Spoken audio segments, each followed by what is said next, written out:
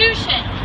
Full decriminalization of prostitution in no way rectifies the conditions of inequality, abuse, violence, and dehumanization which animate all forms of prostitution. It tragically assents to them. This is undoubtedly an Orwellian moment.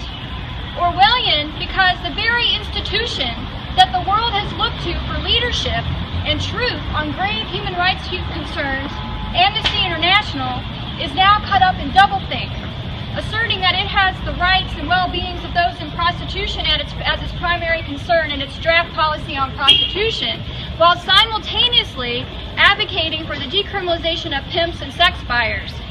These are two mutually exclusive beliefs.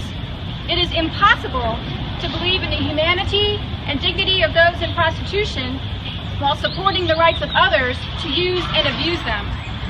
While the pop culture might celebrate pimp culture through songs like Big Pimpin' or PIMP or Pimpin' Ain't Easy, those fighting for the equality and abolition of sexual exploitation expect an organization as lauded as Amnesty International to distinguish fantasy from fact. But tragically, Amnesty appears to have bought the myth that it's hard out here for a pimp, and, to quote Big Daddy Kane, that anything goes when it comes to pimps and hoes.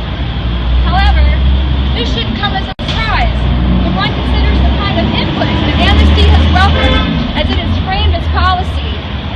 This woman, Alejandra Gil, has served as the Vice President of the Global Network of Sex Work Projects, a group that Amnesty International's Advisory Council references as contributing to the formation of its prostitution policy.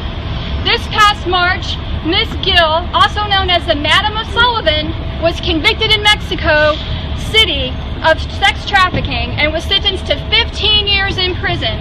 Her pimping operation exploited nearly 200 women. So let's be clear. Pimps are sex traffickers.